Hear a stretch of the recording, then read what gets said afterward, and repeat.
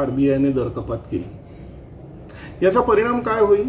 एका बाजूला कर्ज स्वस्त होणं अपेक्षित आहे, दुसऱ्या बाजूला अर्थव्यवस्थेतला पैसा वाढेल, मोठ्या प्रमाणावर पैसा आला आणि वस्तू आणि सेवांचं उत्पादन मात्र तेवढं वाढलेलं नसलं तर यातून भाववाढ होते आणि ह्या वेळेला दर कपात करून अर्थव्यवस्थेच्या वाढीला, ग्रोथला प्राधान्य देण्याचं RBIने ठरवलेलं आहे।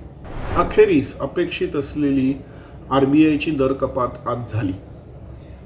रिझर्व्ह बँक ऑफ इंडियाचे गव्हर्नर संजय मल्होत्रा यांनी नेतृत्व स्वीकारल्यानंतर झालेल्या पहिल्याच मॉनिटरी पॉलिसीच्या बैठकीत 25 बेसिस पॉईंट्स अर्थात 0.25% एवढ्या प्रमाणात RBIने दर कपात केली। याचा परिणाम काय होईल?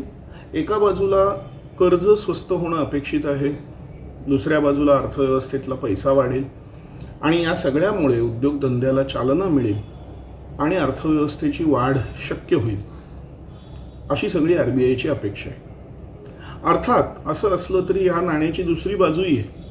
मोठ्या प्रमाणावर पैसा आला आणि वस्तू आणि सेवांचं उत्पादन मात्र तेवढं वाढलेलं नसलं तर यातून भाववाढ होते। अर्थव्यवस्थेला आजही भाववाढीचं मोठं आव्हान आहे आणि म्हणूनच यापूर्वीचे गव्हर्नर शक्तिकांत दास हे अशा प्रकारची दर कपात करू द्यायला तयार नव्हते असं म्हटलं जातं। थोडक्यात भाववाढ का अर्थव्यवस्थेची वाढ या दोन टोकांमधला एक निर्णय घ्यावा लागतो आणि ह्या वेळेला दर कपात करून अर्थव्यवस्थेच्या वाढीला, ग्रोथला प्राधान्य देण्याचं RBIने ठरवलेलं आहे। याचा आपल्याला काय फायदा होईल? तर मगाशी म्हटल्याप्रमाणे कर्ज कमी होतील, शेअर बाजार जो मध्यमवर्गीयांचा आजकाल खूप लाडका बनलेला आहे त्याला नक्कीच मोठ्या प्रमाणावर फायदा होईल। मात्र त्याबरोबरच भाववाढ झाल्यामुळे आपल्या हातात येणाऱ्या उत्पन्नाची जी क्रयशक्ती आहे म्हणजेच पर्चेसिंग पॉवर आहे, त्या उत्पन्नातून आपण किती वस्तू आणि सेवा विकत घेऊ शकतो ती क्षमता आहे, ती क्षमता कमी होणार आहे आणि म्हणूनच नुकत्याच इन्कम टॅक्समध्ये जो मोठ्या प्रमाणावर फायदा मध्यम वर्गाला दिला गेलेला आहे त्याच्या बदल्यात ही एक छोटेसं नुकसान मध्यम वर्गाला भोगायला लागू शकतं।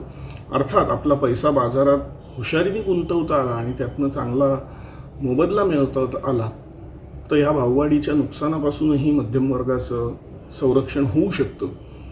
मात्र सर्वसामान्य लोकांना, खास करून आर्थिकदृष्ट्या आव्हान असलेल्या गरीब वर्गाला या भाववाढीचा फटका बसू शकतो। येत्या काळात या निर्णयामुळे उद्योगधंदे जर खरोखरच वाढले, वस्तू आणि सेवांचं उत्पादन चांगल्यापैकी वाढलं तर भाववाढही होणार नाही, समाजातल्या सर्व स्तरांना त्याचा फायदा होईल आणि हे झालं नाही तर मात्र भाववाढीचा राक्षस आपल्यासमोर उभा राहील।